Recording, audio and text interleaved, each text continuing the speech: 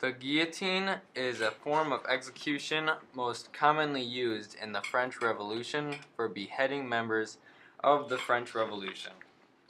The contraption consists of a tall frame which holds a sharp, weighted, angled blade that is held above the board. The person would be strapped down on the board, placing their head inside the headboard as the executioner releases the blade, which swiftly travels down the frame and decapitates the victim with one clean cut, severing the head from the body. For some time, the guillotine was actually called lancette, but it was then changed to the guillotine after a French physician and Freemason named Dr. Joseph Ignace Guillotine suggested that the guillotine should be used to carry out death penalties in France to save the victims from suffering. This was brought before the National Assembly in favor for the new capital punishment, which is how the guillotine then got its new name. The period of time between June 1793 and July of 1794 was considered the Reign of Terror. Attempting to overthrow the government led to chaos. Most of the democratic reforms of the French Revolution were suspended, and thousands of them were sentenced to the guillotine by a revolutionary tribunal.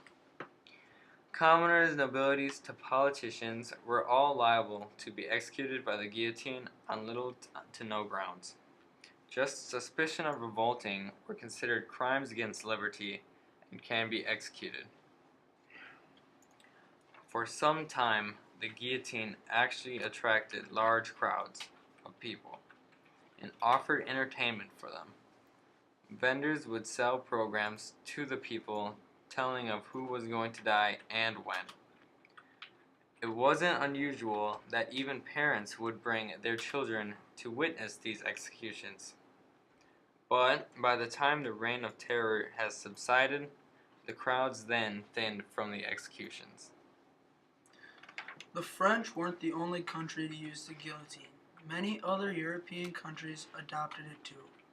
Belgium used the guillotine until 1856. Germany used the guillotine along with firing squads as legal execution.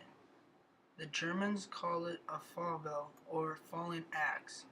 The Nazis also used the guillotine to execute over 16,000 prisoners between 1933 and 1945. In Sweden, beheading was a mandatory form of execution, and they did it manually until 1903, when they adopted the guillotine, but only used it once on a man named Alfred Ander in 1910.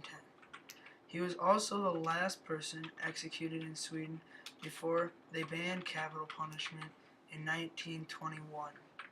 In 1996, a U.S. Georgia representative unsuccessfully sponsored a bill to replace the electric chair with the guillotine in the state. There were many famous people beheaded by the guillotine, including King Louis XVI of France.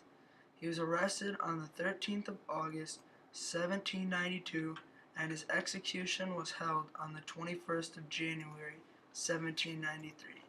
The executioner was Charles Henry Sanson. Marie Antoinette was another famous person executed with the guillotine. She was married to King Louis XVI. She was tried and convicted for Revolutionary Tribunal on October 14, 1793. She was executed October 16, 1793 by Charles Henry Sanson. Maximilien Robespierre was another person executed during the French Revolution. He was a lawyer and politician.